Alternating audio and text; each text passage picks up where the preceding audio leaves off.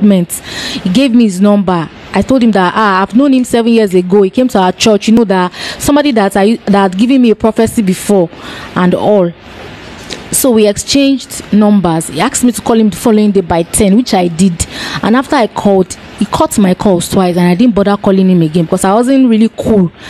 He didn't call me back. I felt like, you told me to call. It wasn't as if I wanted to call you. So later on, early January, in fact, first week of January, I saw his Facebook request. He sent a friend request to me on Facebook, so I was excited sort of, but at the same time I was like skeptical that hope is not as if it's all these scammers. So I texted him and like, excuse me, is this really you? So he did a video call with me which confirmed that he was the one, and that was all. Until one day when he called me and told me that he told me to call him the following day, that same day by 5, which I did, and eventually, to cut the whole story short, he called me one day and said he wanted to meet my fiance. That do I have a relationship? I said yes. He said he wanted to meet the person I was, so he told me to come and meet him up at an hotel, which I actually went to with my which hotel? Havana Hotel and Suites at Gowan Estate. So I went there. So on getting there with my fiance, now told my fiance that I was a good person, I'm a good child. He said a lot of things about me as if he had known me. He said it was the Spirit of the Lord that told him that I'm a very decent lady. He said many things, and he said the guy should not treat me badly. And I attested at that time that no, he's a perfect young man. He now said, we now told him that my introduction was close, like it was 4 weeks close by, that we had 4 weeks to my introduction, that I should pray along with us and everything. So I think that the following week, I think he called me on a Sunday and told me that I should fast on a Tuesday, that he wanted to, there was a revelation he saw, he wants to pray for me about it. So, and I said, can't he talk about it over the phone? He said no, that he had to see me in person. So he said he was coming to Genesis on Tuesday. So I said, okay, no problem. That when he comes, that he should let me know so that we can see and talk about it. Which of the parishes of Genesis? The one at Alakoko. Okay. So I was wondering that what kind of, because I was scared, like, hey, hope it's not something bad though. My introduction is around the corner, of which I had even informed Israel Oladele that we were about getting married, that we even needed him to give us a go ahead, because Israel Oladele Ogundipe, prophet in charge of Genesis Global, was actually aware from the inception of the relationship even till that time. So when I expected, I didn't see Prophet Macaulay Folorunsho at the program eventually. So I was on my way home when his call came in, and he said he was unable to make it for the program because he has another program that he's planning to go for. So I now said, he now said, and he needs to give me the message that it's very, very important. And he cannot give you a phone? He said he couldn't give me the message on phone. So I decided that, okay. And I said, what are we now going to do? He now said, I was thinking he was probably going to say maybe another day. So he now said, okay, can I come and meet him somewhere around Ijoko? That, do I know Ijoko? I said, I know Ijoko. He now said, I should come and meet him there. He said, when I get to Songo, I think he said when I get to Songo, I should call him. Okay, he said when I get to Songo, I should call him. But he mentioned Lesoke. That's what Lesoke. That's the way he mentioned it. So I said, okay, that when I get to Songo, I'm going to ask for Lesoke, because I actually felt Lesoke was an area around there. So I just took a bike when I got to Songo and said, I'm going to Lesoke. So it was when we now got there that I now saw that it was an hotel, because I didn't know. I now called him. I was like, hotel ni our, but I didn't feel insecure, because the first time I and my fiance went to meet him, hotel no ni. We went there to meet him at the hotel, so I didn't have any reason to question. And knowing fully well that he was a spiritual person and was a man of God, I never even thought that he had ulterior motive. So I now said, hotel in the bit, but I now said that I should be coming up, that he has a program, and most of the time when they have programs, they lodge them very close to an hotel where it will be easy for mobility, for them to access the program, the place. So I went in. So when I got there, he asked me if I was still fasting. I told him that yes, I was still fasting. And I said, I had to break my fast. And I said, that I'm not really hungry, that I'll break my fast when I get home. So he insisted that I have to break my fast. That is not my father. That can't he talk to me? And he was almost getting angry, and I didn't want him to get angry, like, because I really, really hold him in high esteem. I was always afraid of him and everything. So I ate the food. What food was that? He told me to eat rice, and I told him that after so much persuasion, I ate the food. And after I ate the food, I just noticed that everything changed. I started taking to everything he asked me to do. If he says do this, without question. And I noticed that I was numb, sort of, and I was feeling dizzy, very uncomfortable. But I was helpless and I was powerless. That was how he had his way with me. Took advantage of me and slept with me. That same day? That same day. How did he do it? He just undressed you or what? He didn't undress me. Like I said earlier, that I was uncomfortable. I was numb. Everything he was telling me to do, I was doing it after I ate the food, because I was quite normal before I ate that food. Because it really took time for me to really sit down and like, what really happened? So after that, he was giving me instructions, do this, do that. I kept doing everything, and that was how he raped me. It was a rape. It was not like I consented with him. There was nothing like that. And after that, he told me that he should not be heard from me, that I should not tell anybody anything. He said that to you? Yes. Was it like a threat or a plea? It was a threat. That woman boruko eyan and stuffs. How did he say it in Yoruba?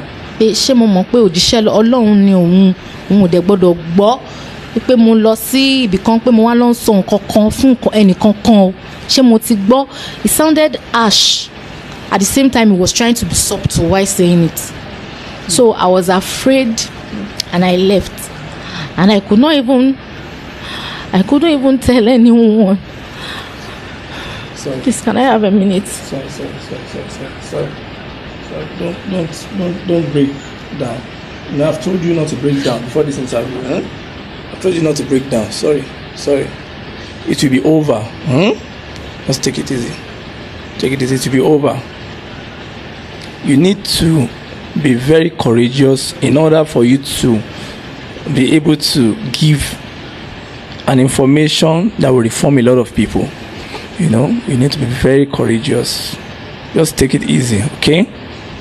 Just be strong. These things happened. It happens to people. It happens to a lot of women. And in most cases, it could be your own campaign. I've told you about other people who have gone through it. So, and I prepared your mind before this interview. So try to just be courageous. Sorry.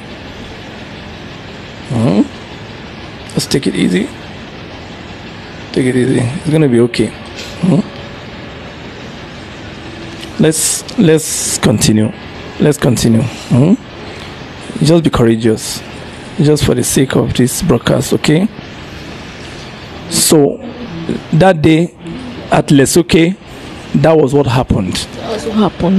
That was what happened. And you couldn't just comprehend yourself. You couldn't get your bearing again. It was like you were under a spell. Yes, it was like I've been hypnotized. I knew it couldn't have been me. So he told me to leave, and I left. I was devastated. I could not. I went back to see my fiancé that same day, and I could not tell him anything because one, I knew we were very close to my introduction and our introduction, and sorry.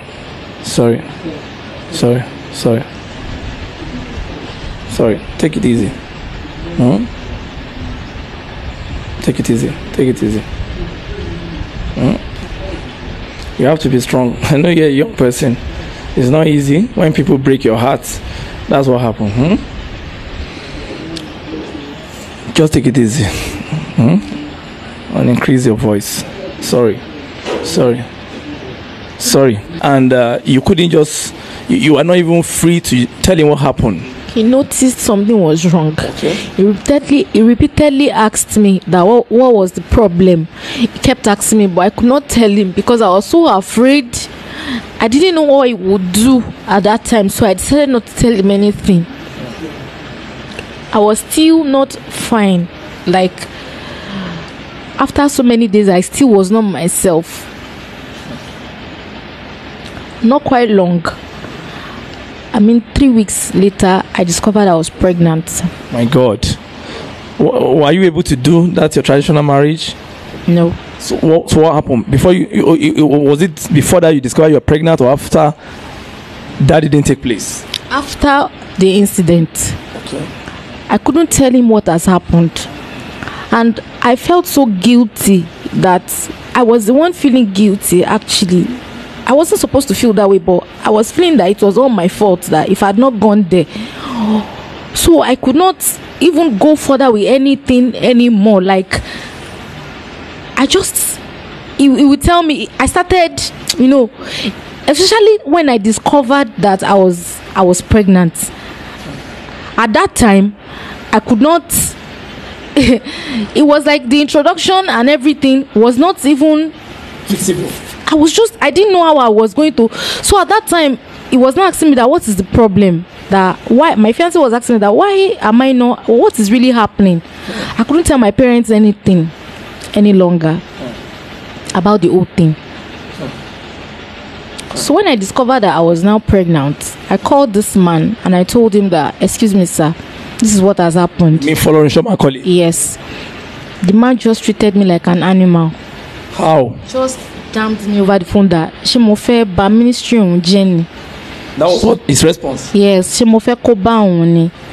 That I should go and look for a way to sort it out and everything. Thing that you told him in a humble way that, daddy, I've missed my period. So he just trashed you on phone? He just trashed me over the phone. So I went for it. He now told me that I had to look for a way to go and get rid of the pregnancy forcefully. And knowing fully well that I was about getting introduced and probably engaged at the same time, I didn't know what to do. I was confused. You were totally confused. I was totally confused. So I had to go and get rid of the pregnancy.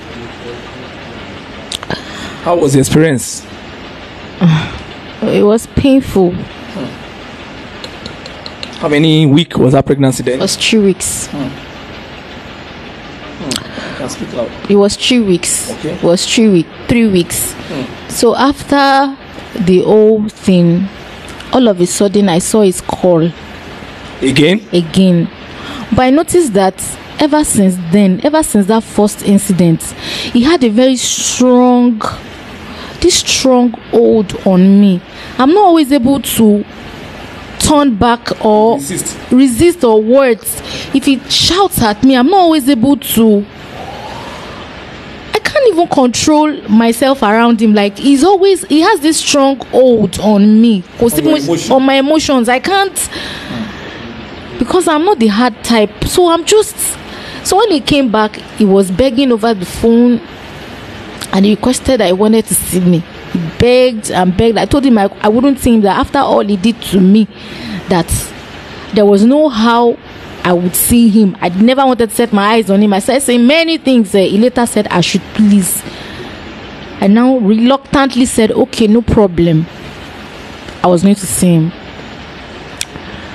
I got there I was on my way with so much anger that I'm going to talk, I'm going to this, I'm going to that. I was so angry. But on getting there, I couldn't say anything. You became calm again? I became very calm. Was it a less so